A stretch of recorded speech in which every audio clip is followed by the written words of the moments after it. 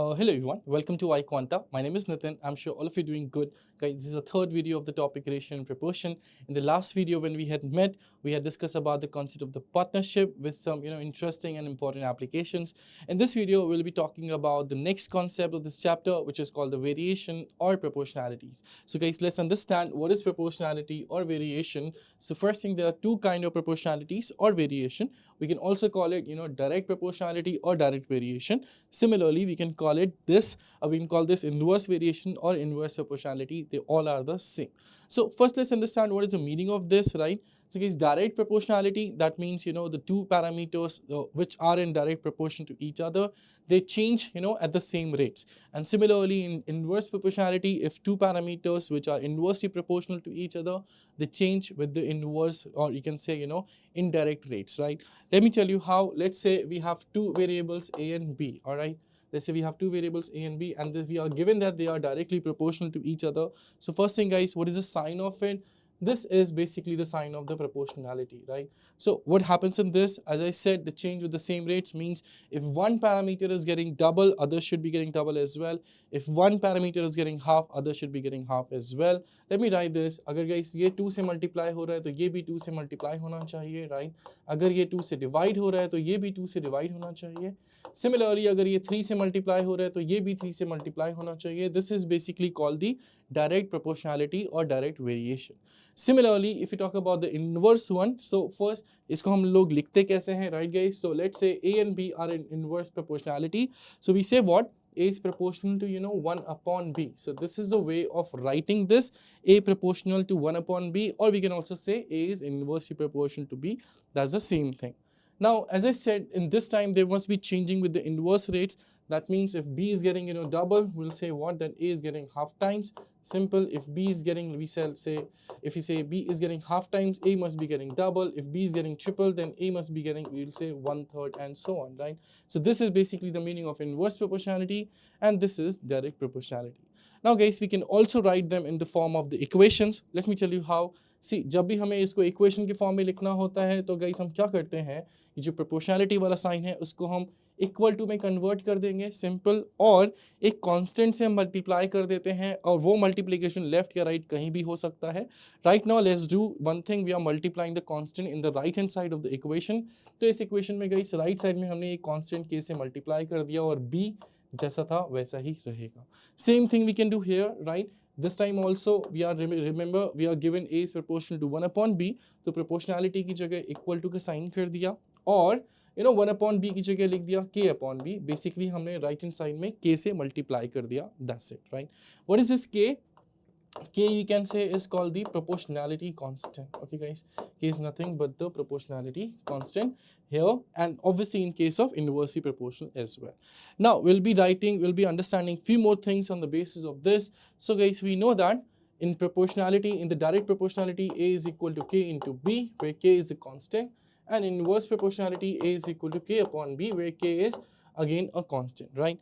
Now I'll be taking a few scenarios. Let's say guys, we have one scenario in which let's say A is A1, B is B1, right? So we'll do what thing? We'll just substitute the value of A with A1 and the value of B to B1 in this equation, right? So we can write what? Now we can say A will become A1 in this equation and B must become B1. So we can say A1 is equal to K into B1. Same thing we can do here, right? I'm not writing A1, A2 again, A1 and B1 again, right? I'm just substituting directly. So in this case, A becomes A1 and B becomes B1. We can just say that. And let's call them equation number 1 in different, variations. Simple. Similarly, let's say we have one more scenario, right? In that scenario, everybody, let's say that A is being A2 and B is being B2, right? So the direct variation equation A is equal to K into B will be converted as, A2 is equal to K into B2. Very simple. I just substituted A as A2 and B as B2. Simple. So this will be called as equation number 2. Same thing here we shall do, right? So this case we can say what? Again guys, I'm converting this equation. I'm substituting, A and B in this equation as well. A will become A2 and B must become, B2. So we can say A2 is equal to nothing but K upon B2, and let's say this will be, equation number 2 in this scenario, right? In this proportionality. Now guys, in both the cases, we'll try to divide these equations. In this case, let's divide equation 1 by equation number 2. So what shall we have? We shall have very simple thing, a1 upon a2, right? a1 is to a2 will be what? See guys, k will be cancelled out, so we can say this should be b1 is to b2. Very simple thing, right? Similarly, in this inverse proportionality also, we can do the same thing. We can divide the equation 1 with equation number 2. What shall we have here? We'll write what? a1 is to a2 is equal to what? See guys, k must get cancelled out, and we can say this is 1 upon b1, right, is to 1 upon b2, okay? And that can be written as, b2 is to b1. Simple. All right, guys? That can be written as nothing but b2 is to b1. All right. Now, let's say guys, in this case, suppose in both the cases, let's say we have three scenarios. Suppose हमारे पास तीन scenario हैं और तीसरे scenario में a की value है a3 और b की वैल्यू है b3, तो फिर देखिए क्या होगा, right guys? In this case now we can say that a1 is to a2 is to a3 has to be what? We can say this has to be, b1 is to b2 is to b3. Simple, right? Similarly, if we take the same case in the inverse proportionality, so guys, what should happen, right? So in this case now, let's say we have three scenarios in which A is A1, A2, and A3, and B is B1, B2, B3 respectively. So in the right hand side, we will write 1 upon B1 is to 1 upon B2 is to 1 upon B3, okay? Now students, a lot of students do what? They say that this is equal to B3 is to B2 is to B1, just like the case of two scenario, two values of a1 and a2, a and b, right? So people think that in this case also this should be b3 is to b2 is to b1, but let me tell you guys, this is just not correct. This is just not correct. So what will be correct actually if you do this mathematically, right? अगर आप इसको mathematically करोगे तो ये क्या बनेगा? Let me write this here. This will be a1 is to a2 is to a3 should be equal to what? It should be b2 into b3, right? It's to b1 into b3, okay, is 2, then b1 into b2, okay? This will be written like this. But what should we do in terms of solving the question? So guys, जब आप question solve करोगे ना, अगर तीन parameters आते हैं, तीन values आती हैं a और b की, so I'll suggest to solve just into just like this only, right? अगर आप इस तरह से solve करेंगे तो पहले तो आपको convert करने में, इस form में convert करने में time लग जाएगा और दूसरा solve करने में भी time लग सकता है. तो better है कि आप इसी तरीके से तीन parameters के case में solve कीजिएगा. That will be much easier. Okay. So this is guys the basic of direct and inverse proportionality or variation. Now we'll try to do some questions. Very important thing, right? So this is the very first question we have, and very easy question as well, right? So question says, given that x varies inversely as y, okay, and if y is equal to 12, then x is 4, then find the value of y when x is being 8, okay. So guys, they are saying what? That x is inversely proportional to y, right? So, we can solve this question in multiple ways. This is the first question, so I also try to solve in a lot of ways, so you can guys choose your own method in which you are more comfortable, okay. So x is inversely proportional to y. Number one, x will be written like this, proportional to 1 upon y, right? So first method you can do what? You can just write in the form of the equation, okay. So we can say x is equal to k upon y, where k is the proportionality constant. And remember guys, we are given that when x is 4, y is 12, or when y is 12, x is 4, same thing, right? And we can substitute this value into this equation to get the value of k, right? And that will provide us a relation between x and y. Let me show you how, right? Suppose मैं y equal to 12 और x equal to 4, guys, इस equation में substitute करता हूँ, right? तो x की value लिख दी मैंने 4 and k upon y, which is 12. That gives what? That gives the value of k as 4 into 12, which is 48, right? Now, I'll substitute this over here. So we will have what? This equation will become what? We can say this equation is x equal to, 48 upon y, okay? Or we can also say x into y is 48, same thing, okay, guys? Now, the question is that find the value of y when x is being 8, okay? So let's do one thing. Let's write this as y is equal to 48 by x, same thing, right? If you substitute, if you just do the cross multiplication, then y will be 48 by x. Now guys, remember the question is that find y when x is 8. So I'm going to put x equal to 8 into this. So let's see what will be the value of y. Simple, 48 by x. X is being 8. So 48 by 8 should be 6. So this is how we can solve the value of, so we can find the value of y with this method, right? So this is the first of the method. Now this is the first method of such type. Now the second method, I would say what? In the second method, guys, we'll be, using the concept of the ratios. Remember, we just learned if A is proportional to B, right? then a1 is to a2 is b1 is to b2, simple. तो यही point हम यहाँ पे use कर सकते हैं. Okay guys, देखिए हमें क्या दिया है, x is inversely proportional to y. Sorry, if x is inversely proportional to b, then a1 is to a2 is actually b2 is to b1. So we can use that over here. कैसे? देखिए x is inversely proportional to y. That means we can say what? That x1 is to x2 is equal to what? Is equal to y2 is to y1. Alright, x1 is to x2 is y2 is to y1. Simple. We'll just substitute the values. Okay. See, x1 is what? The value of x in the first case, which is 4. x2 is what? The value of x in the second case, which is 8. Right. y1 is what? The value of y in the first case, which is 12. y2 is what? The value of y in the second case. Simple. So just put the values here, right? x1 is 4. We can just say this, right? x2 is 8. We can just put this here. y2, we need to find it out. Remember guys, y2 तो अपने को चाहिए, okay? और y1 क्या है? y1 है अपने पास 12. Simple. अब इसको सॉल्व करके भी हम y की वैल्यू या y2 की वैल्यू आराम से निकाल सकते हैं. 4 is to 8 is basically 1 is to 2, right? This is y2 is to 12. Now, if you do the cross multiplication, y2 should be 12 by 2, which is also 6. Obviously, answer has to be same, right? Answer is coming 6 in both the scenarios. अब guys एक और तरीका है इस question को करने का, but वो तरीका मैं आपको बताऊं बहुत ही लकी है. हर क्वेश्चन में वो मेथड काम नहीं आने वाला है, बट फिर भी we should know that, right? See in this question what is happening guys, देखिए पहले केस में x की वैल्यू है कितनी 4, right? x1 you can say is 4, और दूसरे केस में x की वैल्यू कितनी है 8, right? And we can simply see you know कि x की वैल्यू 4 से 8 हो रही है, मतलब गाइस डबल हो रही है, राइट? मतलब is getting double. Simple.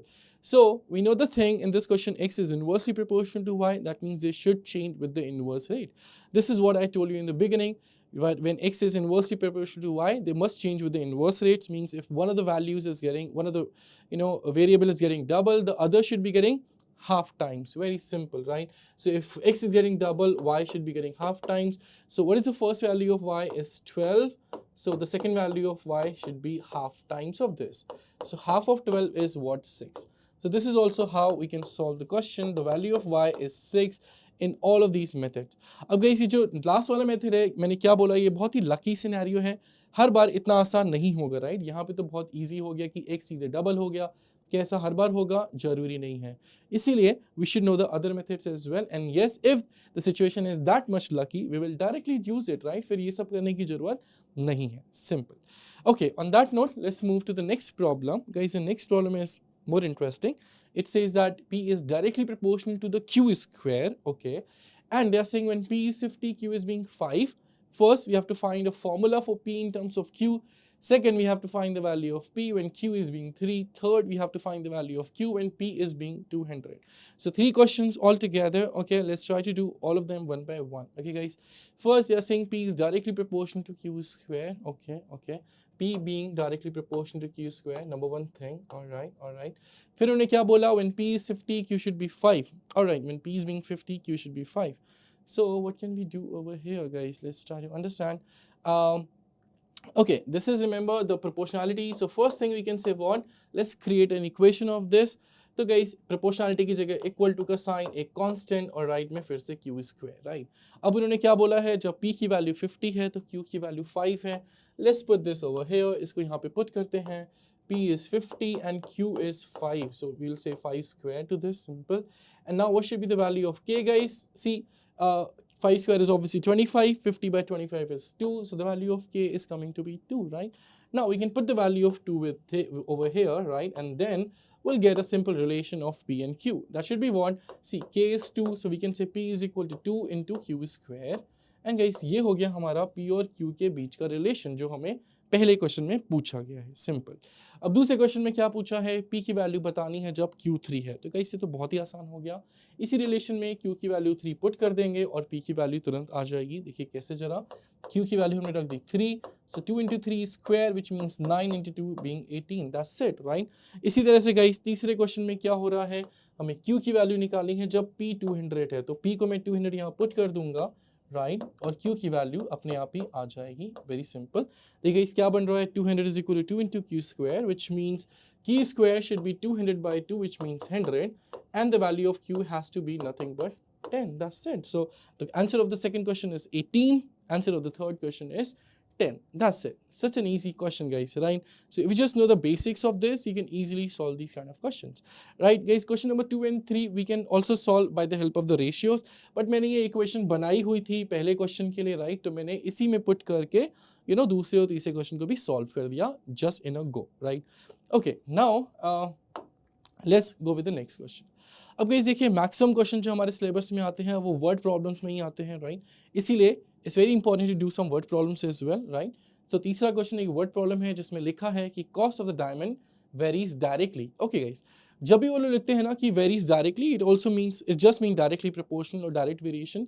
In fact अगर ये लिखेंगे कि the cost of diamond varies with the square, right, मतलब ये डायरेक्टली वर्ड अगर नहीं लिखा है तो भी गाइस इसका मतलब यही होता है कि ये डायरेक्टली प्रोपोर्शनल ही है. ओके, अगर ये डायरेक्टली वर्ड नहीं लिखा है, सिर्फ वेरीज लिखा है या फिर सिर्फ प्रोपोर्शनल लिखा है, तो इसका मतलब डायरेक्टली प्रोपोर्शनल या डायरेक्टली वेरीज ही होता है. Simple. Okay, now let's see the question again. They are saying that cost varies directly with the square of the weight. Okay, so we can say what cost should be directly proportional to the weight square. Okay, number one thing. Then they are saying if the weight is 10 gram, the cost is 1500, and now they're asking find the weight of the diamond whose cost is 6000 rupees. Okay, so guys, we can solve this question in two ways. One with the ratio, second with the equation. So I'm going to solve with the equation. Okay, the equation से कैसे करेंगे देखिए जरा. We can say C is equal to K into W square, right? K being the constant, जैसे हम पीछे करते आ रहे हैं, right guys? अब उन्होंने क्या बोला है, जब वेट 10 ग्राम्स है ना तब कॉस्ट कितनी है, 1500 रुपये है. ठीक है, जब वेट 10 ग्राम्स है तो कॉस्ट है 1500, सो सी लिख दिया हमने 1500. ओके, और वेट कितना है 10 ग्राम, सो 10 स्क्वायर बीइंग 100 से डिवाइड हो जाएगा गाइस, तो के की वैल्यू आ जाएगी नथिंग बट 15. Simple, right? अब इस के की वैल्यू को हम यहाँ पे पुट कर देंगे तो हमें क्या मिलेगा देखिए जरा. We can say C is equal to 15 into W square, right? This is what we can say. Simple things. Okay, guys. अब देखिए क्या पूछा है. Find the weight of the diamond whose cost is 6000, right? अब cost हमें दी हुई है और हमें वेट निकालना है. कुछ खास नहीं है.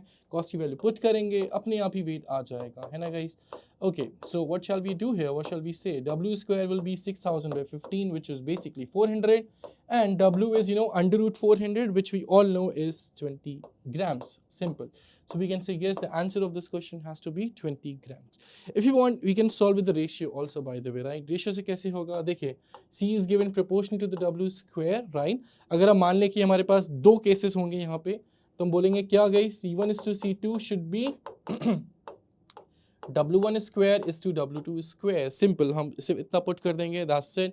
अब देखिए पहले की कॉस्ट कितनी है गाइस. पहले सी केस में डायमंड की कॉस्ट है 1500, सिंपल, और दूसरे केस में डायमंड की कॉस्ट है 6000, सिंपल, राइट? अब देखिए W1 स्क्वायर क्या है, पहले केस में वेट कितना है 10 gram, so will write 10 square, simple.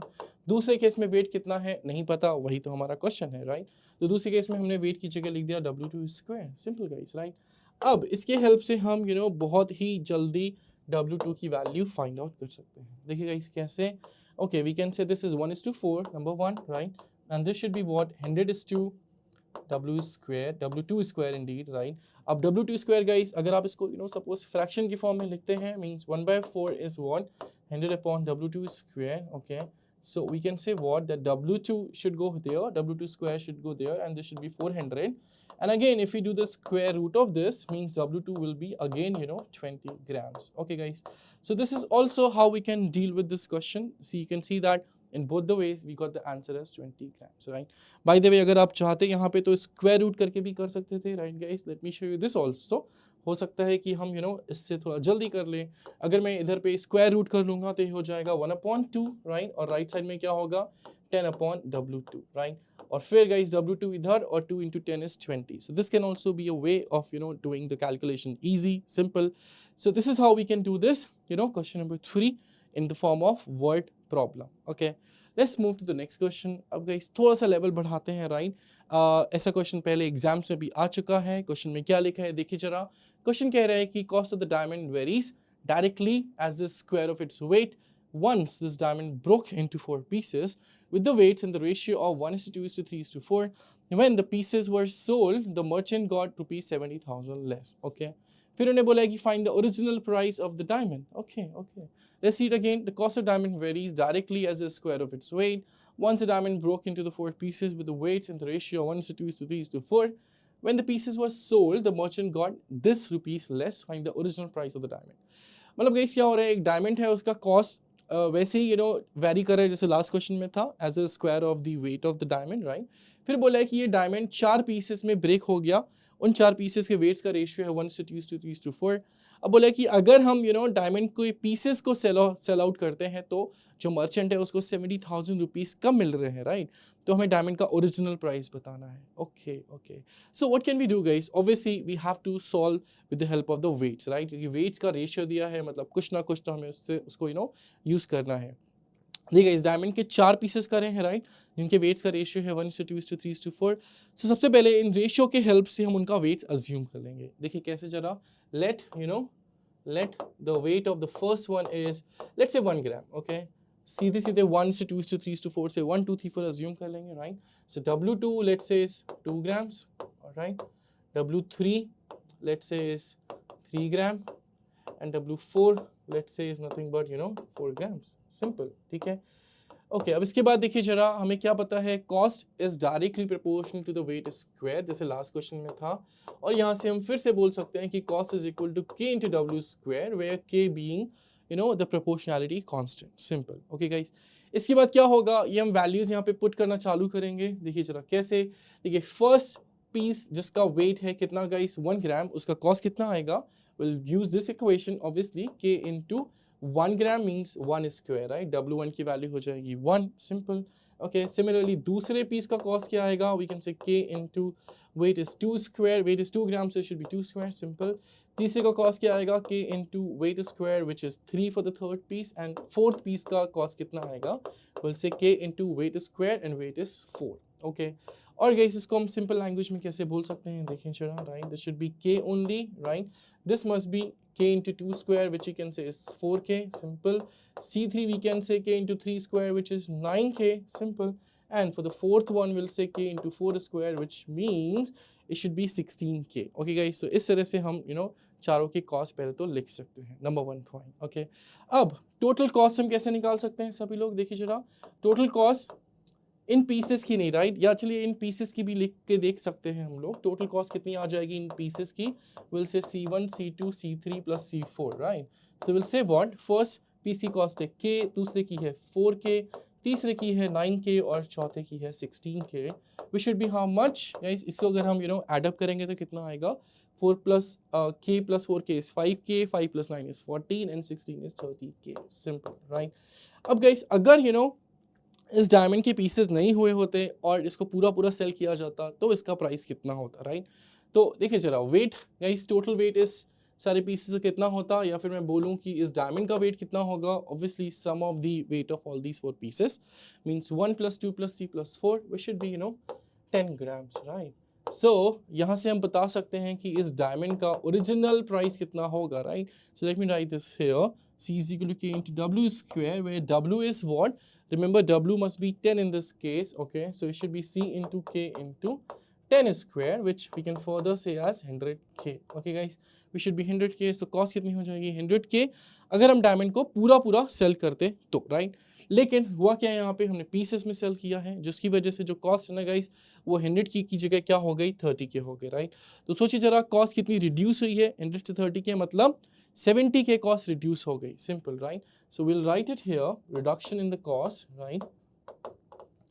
Okay, reduction is cost, पहले थी 100K, अगर पूरा पूरा सेल होता तो, और पीसेस में सेल हुआ रह रहा है इसलिए 30K. K is a constant, right. That means how much less cost the merchant is getting, we will say 70K. And this is guys all the assumption. Remember, ये पूरा पूरा assumption में चल रहा है. रियल में कितना रिडक्शन हुआ है, रियल में हुआ है 70,000 का reduction, right. So we can say 70K is equivalent to ₹70,000. Alright, अब आप देखिए 70 कैंसिल हो रहा है, इसका मतलब K की वैल्यू कितनी आ जाएगी, K should be, we will say 70 cancel, it should be 1000. So K की वैल्यू कितनी आ गई, 1000. अब गाइस आते हैं ओरिजिनल फाइनल क्वेश्चन की तरफ. फाइनल क्वेश्चन ने पूछा है कि original price of the diamond, right. और ओरिजिनल प्राइस कितना है, if you remember, original price guys हमने थोड़ी देर पहले ही निकाला था, that was coming 100K, right. Original price of the diamond जब इसके पीसेस नहीं हुए थे तब, राइट. तो ये प्राइस है 100K, और K की वैल्यू अभी हमने थोड़ी देर पहले कितनी निकाली guys, 1000, which will just put it here, right? 100 into 1000, and 100 into 1000 is nothing but 1 lakh. Simple, 1 followed by 5 zeros, which is the cost of the original diamond. Simple guys, right? इस तरह से हम इस क्वेश्चन को भी आराम से solve कर सकते हैं। एंड ये आपको इतना लिखने की जरूरत नहीं है, सी मुझे भी थोड़ा समझाना है इसलिए मैं थोड़ा ज़्यादा लिख रहा हूँ। आप कम से कम लिख करके भी इस क्वेश्चन को आराम से सॉल्व कर सकते हैं। Okay fine. Now there is one more very interesting question, guys.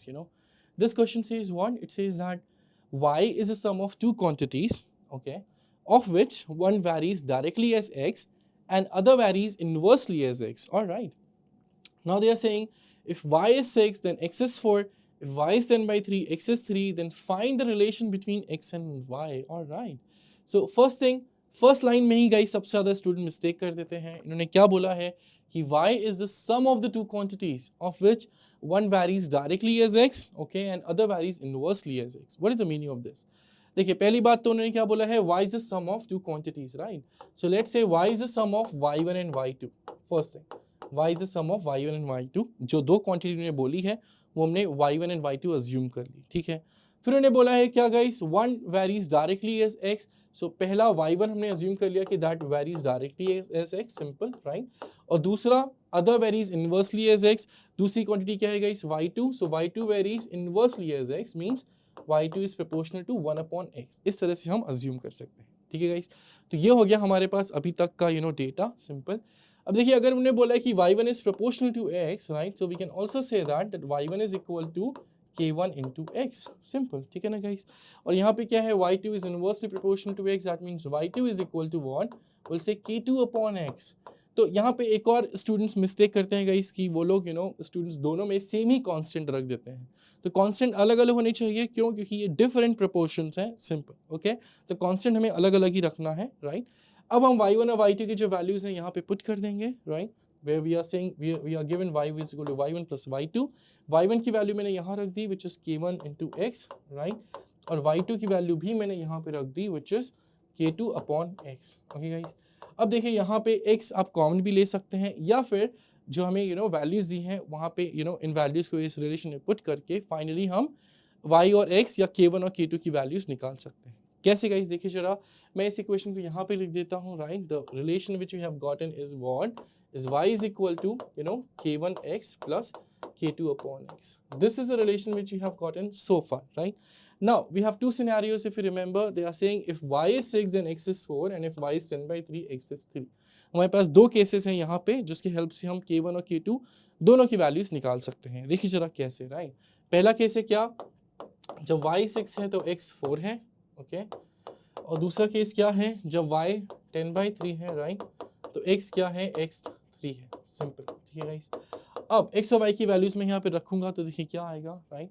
y को मैंने रख दिया 6 पहले केस में और x को हम लोग रखेंगे क्या, 4, ठीक है ना सभी लोग।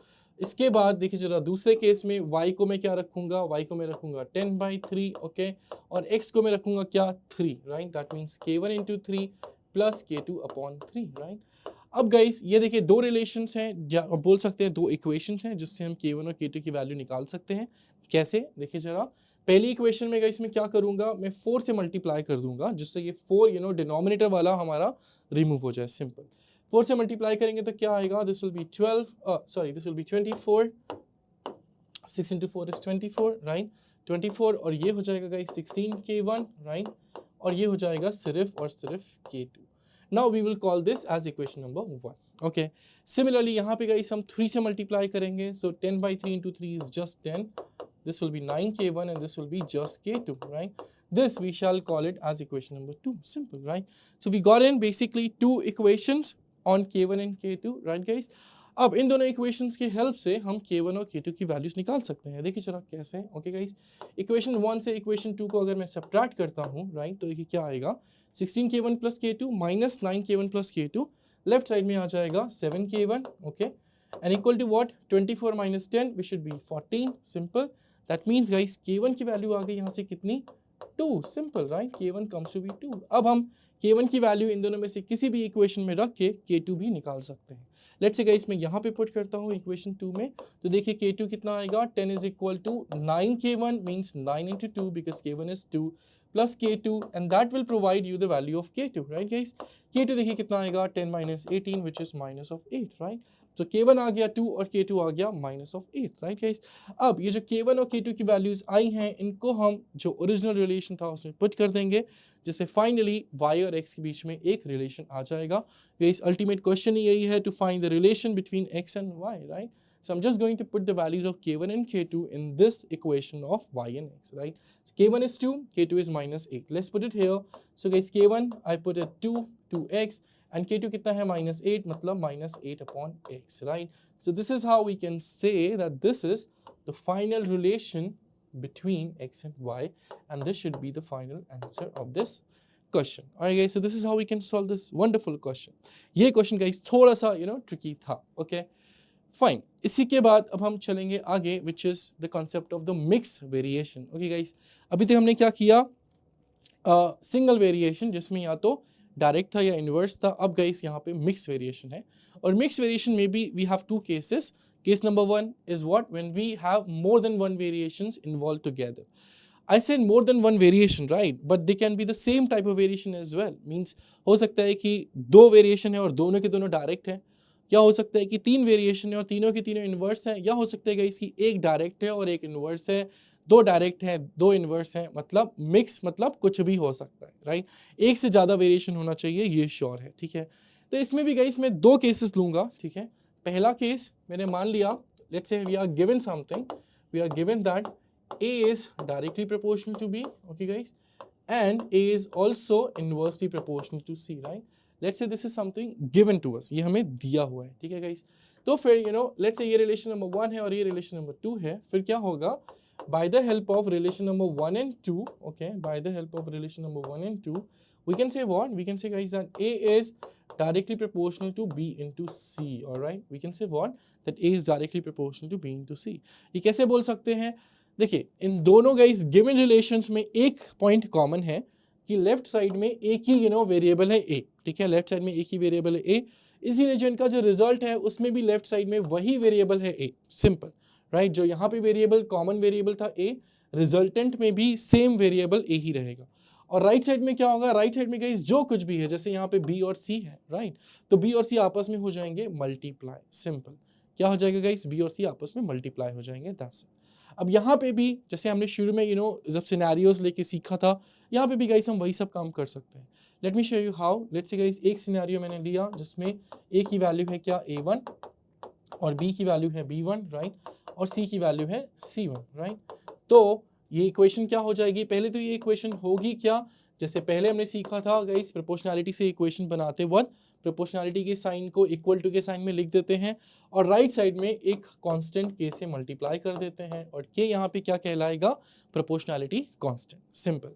अब गाइस यहाँ पे हम a की वैल्यू a1, b की वैल्यू b1 और c की वैल्यू c1 जब सब्स्टिट्यूट करेंगे तो ये हो जाएगा क्या, a1 is equal to what, k into b1 into c, simple, right? Simple things. अब सेकेंड सिनेरियो लेते हैं जहाँ पे हम a की वैल्यू रख देंगे a2, ओके, राइट? b की वैल्यू रख देंगे b2 और c की वैल्यू रख देंगे क्या गाइस, हम c2, ठीक है ना? और इसको भी यहाँ पे पुट कर देंगे, सिंपल। अब क्या हो जाएगा, a2 is equal to k into b2 into c2, simple, right guys? अब देखिए ये इनको भी हम इक्वेशंस बोल सकते हैं, equation number 1 and equation number 2, right? अब हम इन दोनों इक्वेशंस को कर देंगे आपस में डिवाइड, सिंपल गाइस, ओके? कैसे जरा? Equation 1 divided by equation 2, if I just write this here, so for it, what shall we get? a1 upon a2, right? Or you can say a1 is to a2. Right side mein k got cancel out, and we will say what, b1 into c1, all right? b1 into c1 is to b2 into c2, simple. Alright guys, b1 into c1 is to b2 into c2, which is what we can say. Second thing, इसको हम fraction के form में भी लिख सकते हैं, मतलब a1 upon a2 will be nothing but b1 upon b2 into c1 upon c2. Simple things guys, right?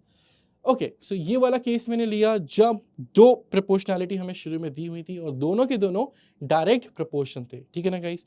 अब हम एक काम कर सकते हैं, let's me take another scenario, right? In which guys second scenario में क्या होगा, we would be given what? We would be given that A is proportional to B and second relation is inversely proportional, right? A is inversely proportional to C.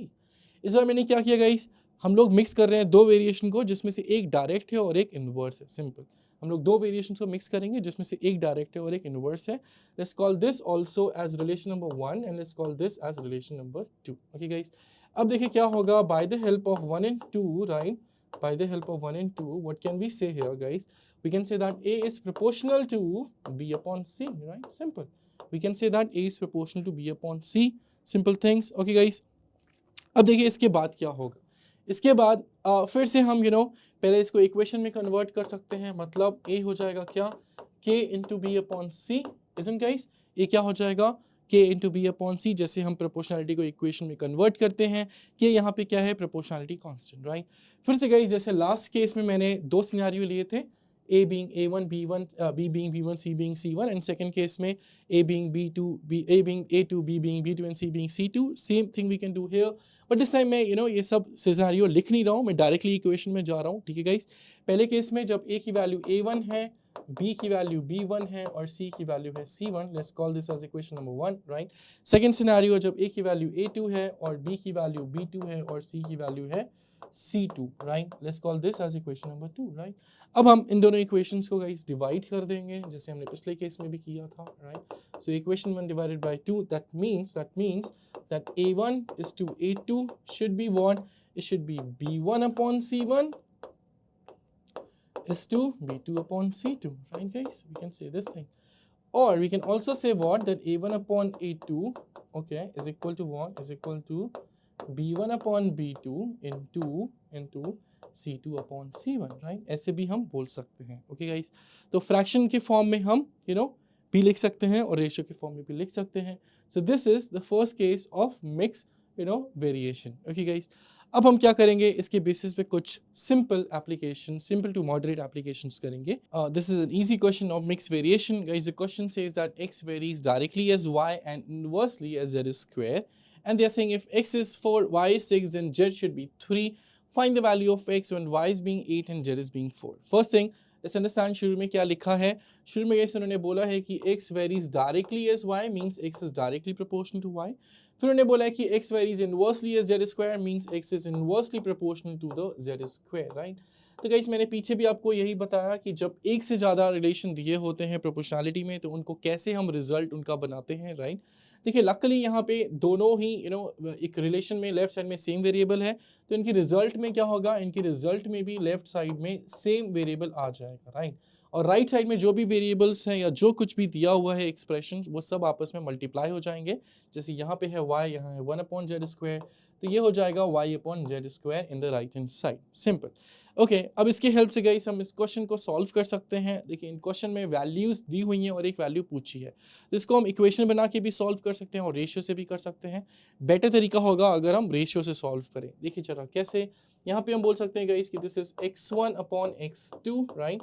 This should be equal to y1 upon y2 and into we'll say that z2 is square upon z1 square. Why? Because they are giving inversely proportional. z square नीचे है, right? तो ये z2 square upon z1 square हो जाएगा. Simple. अब देखिए x1 y1 z1 x2 y2 z2 क्या होंगे. x1 y1 z1 means पहले सिनेरियो में उनकी वैल्यूज मतलब 4 6 and 3 respectively. x2 guys actually हमें पता करना है सेकंड सिनेरियो में x की वैल्यू और सेकंड सिनेरियो में y और z हो जाएंगे y2 और z2. So let's put them over here. Simple. x1 is 4, x2 we have to find it out, right? y1 is how much, 6, y2 is 8, right? z2 is 4 means 4 square or you can say 4 into 4, right? z1 is 3, so 3 into 3 which we can put over here, right? Now everybody we can try to solve the value of we can try to get the value of x2 with the help of this very easy thing. देखिए 3 into 2 it's cancel, 2 4s are 8 cancel, 4 4 cancel, this 4 4 is also cancel. तो guys देखिए यहाँ सिर्फ 3 बचा और यहाँ सिर्फ x2 मतलब x2 की वैल्यू हो जाएगी 3 after solving it, right? Same thing we can solve with the help of the equation, but guys इस क्वेश्चन में रेशियो बेटर होगा इसलिए मैंने रेशियो से इसको सॉल्व कर दिया. Simple. Okay, on that note let's move to the next one. अब गाइस देखिए ये है word problem, typical word problem question जो हमारे एग्जाम में ज़्यादा पूछे जाते हैं. देखिए जरा क्वेश्चन क्या है. क्वेश्चन ने पूछा है the value of each of a set of the coins varies as the square of its diameter if its thickness remains a constant, right? And it varies as a thickness if the diameter remains a constant. Simple. Now they're saying if the diameter of the two coins are in the ratio of 4:3, then what should be the ratio of their thicknesses be if the value of the first is 4 times that of the second? Simple. Okay, but फिर से पढ़ते हैं क्या बोला है, value of each of the set of the coins varies as a square of the diameter. Okay, जो value है guys वो किस पे depend करती है, it depends, it is directly proportional to the square of diameter. Remember they are saying varies, and I told you varies का मतलब directly varies ही होता है, right? So value is directly proportional to the square of diameter, so we can write this here, right? Value is directly proportional to the square of the diameter when the thickness is constant, and they're also saying that this is also varying as a thickness. Varying means directly varying, right? So directly varying to the thickness, let's say thickness is t. Simple. That's it. This is all given to us, right, in terms of the proportionality. So guys फिर से देखिए क्या हुआ, left side में दोनों बार v ही है दोनों relation में, तो इसको एड अप करके इसको कंबाइन करके हम क्या बोल सकते हैं, इसके रिजल्ट में भी गाइस लेफ्ट साइड में v होगा और राइट साइड में इन दोनों का प्रोडक्ट, मतलब d square into t, right. अब देखिए क्या लिखा है, अब बोला है कि diameter are given, diameter of the two coins in the ratio 4:3, simple, and they are also saying what should be the ratio of the thicknesses if the ratio of the first if the value of the first is 4 times of the second, right? Value of the first coin is given 4 times of the other. We have to find the ratio of the thicknesses, and the ratio of diameter is also given to us. Okay, so guys, how shall we do this, right? In this question, you can see it's all about the ratios. Ratio he given है, ratio ही find out करना है. So it's better to write this, in the form of the ratio, obviously. So we can say what? We can say v1 upon v2, has to be what? Has to be d1 square upon d2 square, okay, into t1 upon t2. Simple, right? Okay, अब क्या guys? देखिए उन्होंने बोला है कि value of the first is 4 times of the other, right? That means v1 is equal to 4 times of v2, right? By which we can also say what? That v1 is to v2 has to be 4:1. Simple, right guys? अब इसको हम यहाँ पे put कर सकते हैं, v1 upon v2 is 4/1, simple. और diameter का रेशियो कितना है गाइस? डायमीटर का रेशियो हमें दिया हुआ है 4:3, राइट? बट ये क्या है? डायमीटर के स्क्वायर का ratio. So what guys? Nothing major, right? देखिए अगर दिया है d1 is to d2 is 4:3, right? So d1 square is to d2 square क्या हो जाएगा? यहाँ पे हम गाइस इन टर्म्स में स्क्वायर कर देंगे, मतलब 4 square is to 3 square, right? And that should be what? That should be nothing but 16 is to 9, simple, right? तो 16 is to 9 यहाँ पे पुट कर देंगे. अब गाइस लास्ट पॉइंट क्या है? Into t1 upon t2, with which we can get the value of t1 upon t2 as well. Simple. Okay guys, let's see how can we do that. Okay, t1 upon t2, let's say I wrote in the left hand side, this goes multiplied, so we'll say 4 upon 1 into 9 upon 16, right? And that will be what? That can be written as 4 upon 16 is 1 by 4. That means it will be 9:4, right? So this is how we can find the answer of this question, or you can say we can find the ratio of the thicknesses of the coins. Okay guys, तो इस तरह से हमने question number 2 mix variation के first case को भी solve कर लिया, right? Interesting but not very difficult kind of question, right? Okay, इसके बाद हम क्या करेंगे गाइस? नेक्स्ट केस समझेंगे मिक्स वेरिएशन का. नेक्स्ट केस क्या है देखिए जरा. Next case when a term is expressed as a sum of a constant and a variable. What is the meaning of this guys? एक टर्म है which should be expressed as a sum of a constant and a variable, right? Let me explain you with some examples. जैसे कि guys आपने देखा होगा electricity bills, right? Electricity bills का कुछ part fix होता है कि इतना बिल तो आना ही आना है. उसके बाद जो बाकी बिल होता है वो डिपेंड करता है कि हमने कितने यूनिट इलेक्ट्रिसिटी कंज्यूम करी है. सिंपल. इसी तरह से बिल्स हो सकता है ट्रेन की टिकट्स के फेयर्स का. कुछ फेयर फिक्स होता है और बाकी फेयर डिपेंड करता है कि हम कितने किलोमीटर्स की ट्रैवलिंग कर रहे हैं, राइट? तो इस तरह के केसेस को हम इस केस में एक्चुअली इंक्लूड कर सकते हैं, right? So what I will do, I will try to explain you with the help of a question directly, right? So let's see the question again, a word problem, an important one, interesting one. It says the electricity bill of a certain place is partly fixed and partly varies as the number of units of electricity consumed. Okay, when in a certain month 480 units are consumed, the bill is rupees 1600. In another month when 550 units are consumed, the bill is coming 1810 rupees. Okay, now they are saying find the bill in a month when 600 units are being consumed. All right, so what is happening? First thing, the electricity bill is partly fixed and partly varies as a number of units of electricity consumed. So if I make an equation out of this, guys, so we'll say what? See, the bill is, let's say, B, electricity bill I'm writing as B, okay? The fixed part of the bill is, let's say, capital F. F stands for, fixed. Then some part varies as a number of units of the electricity consumed, right?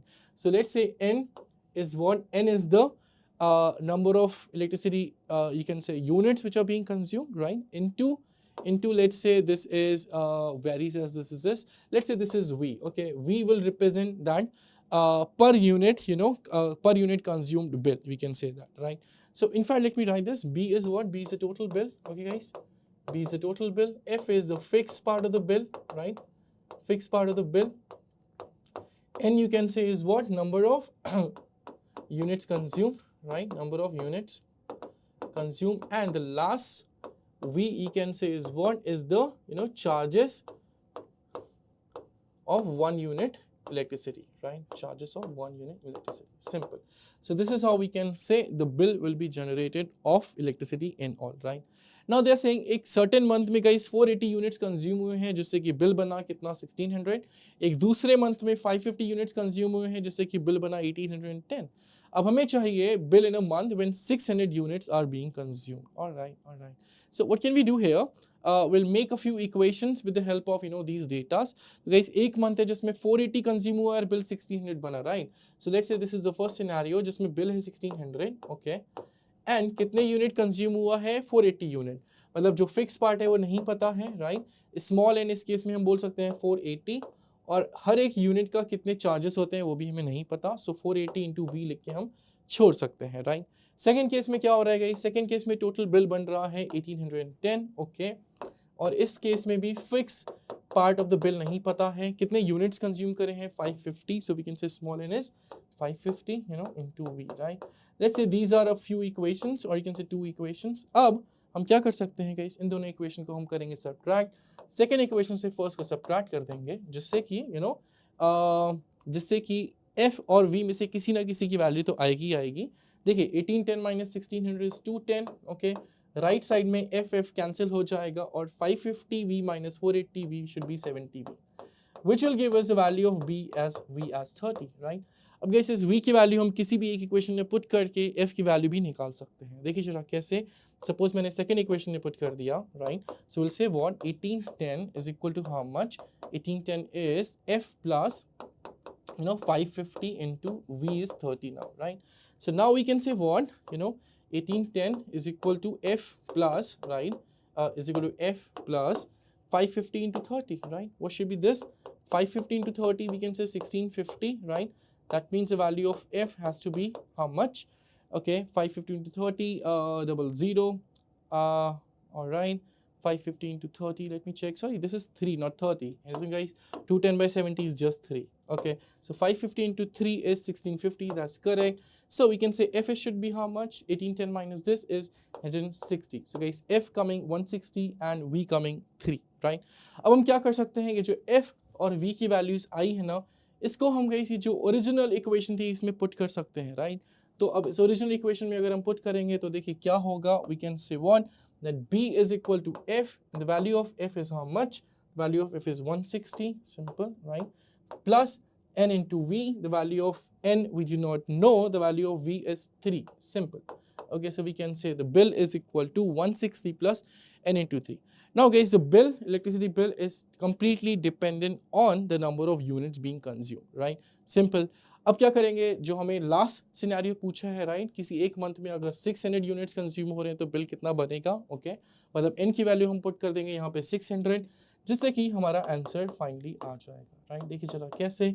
b कितना हो गया? 160 plus n into 600. That means n की value कितनी है? Sorry, n into 3, where n is being 600. That means we shall say this is 600 into 3. All right. Okay. 600 into 3, which is 1800. Now 1800 plus 160 is 1960. And this is how we can solve this question. The answer is 1960 rupees. Okay guys. तो इस तरह से इस question को solve कर सकते हैं. But you know what? इस क्वेश्चन को सॉल्व करने का एक और आसान तरीका भी है. ओके गाइस, बट मैंने ये भी आपको बताया क्योंकि किसी किसी क्वेश्चन में जो मैं आसान तरीका बताने वाला हूँ वो शायद ना लगे, तो आपको जो पहला मेथड है वो भी आना ही चाहिए. एक बार मैं डिस्कस कर लेता हूँ इजी तरीका. ओके, इजी तरीके में क्या है? देखिए पहले केस में सभी लोग जानते हैं कि 480 यूनिट्स कंज्यूम हो रहे थे, राइट? जिससे कि बिल कितना बन रहा था, जिससे कि बिल बन रहा था हमारा 1600 रुपीज़। ओके, सेकेंड केस में कितने यूनिट्स कंज्यूम हो रहे हैं गाइस, 550 यूनिट्स कंज्यूम हो रहे हैं, जिसकी वजह से बिल कितना बन रहा है हमारा, जिसकी वजह से बिल बन रहा है 1810, राइट। अब लास्ट में पूछा है कि अगर 600 यूनिट्स कंज्यूम होंगे तो फिर कितना बिल बनेगा, है ना। This is the question which we have. Now you see that first case से सेकंड केस में जाते वक्त गाइस कितने यूनिट्स ज़्यादा कंज्यूम हो रहे हैं, 70 यूनिट ज़्यादा कंज्यूम हो रहे हैं, we can see that, right. जिसकी वजह से कितना बिल ज़्यादा बन रहा है, बिल ज़्यादा बन रहा है 210 rupees. Okay, so this is how we can actually relate the data. Okay, देखिए पहले मंथ से दूसरे मंथ में जाते वक्त 70 यूनिट ज़्यादा कंज्यूम हो रहे हैं, जिसकी वजह से 200 रुपीज़ ज़्यादा बिल बन रहा है। ये गाइस इस तरह से हम इसलिए भी बोल सकते हैं क्योंकि जो बिल है उसका कुछ पार्ट तो फिक्स है, तो वो तो हर मंथ में सेम ही रहेगा। जो पार्ट वैरी करता है वो वैरी करता है यूनिट जो कंज्यूम हो रहे हैं उन्हीं के ऊपर, राइट। जो इलेक्ट्रिसिटी कंज्यूम हो रही है उसी पे डिपेंड करता है। और देखिए यही तो हमने लिखा, राइट, पहले मंथ से दूसरे मंथ जाते वक्त जो हमारे इलेक्ट्रिसिटी यूनिट्स हैं वो कितने इंक्रीज हो रहे हैं, 70 यूनिट्स, राइट। और इसकी वजह से बिल कितना इंक्रीज हो रहा है, 210 rupees, simple. So we can say what, we can say basically that if 70 units of electricity is being increased, then the bill is being increased by 210 rupees, right? So अगर 70 unit की वजह से 210, that means 1 unit की वजह से guys we can say rupees 3, okay। 70 की वजह से 210, तो 1 की वजह से we can say rupees 3, simple। अब देखिए लास्ट क्वेश्चन क्या है, लास्ट क्वेश्चन है अगर 600 यूनिट्स कंज्यूम होंगे तो बिल कितना बनेगा, राइट। सो 550 से 600, that means 50 units extra consumption, right? 550 से 600 means 50 units extra consumption. So we have to find कि बिल कितना इंक्रीज होगा और बिल कितना आ जाएगा, सिंपल, राइट गाइस। देखिए 1 यूनिट एक्स्ट्रा कंज्यूम होने से 3 रुपये बिल बढ़ता है, 50 यूनिट्स एक्स्ट्रा कंज्यूम होने से बिल कितना बढ़ेगा देखें जरा, right. So we can say 1 into 50, this is getting 50 times, this should also get 50 times, means 3 into 50 is 150 rupees, right. इसका मतलब गाइस अब बिल कितना इंक्रीज होना चाहिए, बिल 150 रुपीज़ से इंक्रीज हो जाना चाहिए, सिंपल। ओके, सो 1810 में अगर हम 150 एड अप करेंगे तो कितना आएगा, 1960 rupees. So this is also how we can find that the final bill of the required month is 1960 rupees. तो गाइस पहले केस में भी यही आंसर आया और दूसरे केस में भी यही आंसर आया। So you can understand second method is much much easier, but guys कुछ क्वेश्चन ऐसे होते हैं जिसमें सेकेंड मेथड काम नहीं आता है, तो इसलिए आपको फर्स्ट मेथड भी आना चाहिए और सेकेंड मेथड भी आना चाहिए, simple. Okay, so that was the last question of this, concept variation, direct variation, inverse variation, and mixed variation. This is what we have learned today. I hope you guys you enjoyed this video, this session, and yes, you can now practice the questions of this concept, right? आप ज़्यादा से ज़्यादा question practice कीजिए और कोई भी doubt आता है तो हमें कमेंट बॉक्स में लिख के पूछ सकते हैं डेफिनेटली। और गाइस कुछ भी आप और चाहते हैं कि हम कवर करें वो भी आप कमेंट में लिख सकते हैं, राइट। और इस वीडियो में आपको क्या अच्छा लगा क्या नहीं अच्छा लगा वो भी आप लिख सकते हैं। Thank you so much guys. Bye bye. Take care. See you in the next video.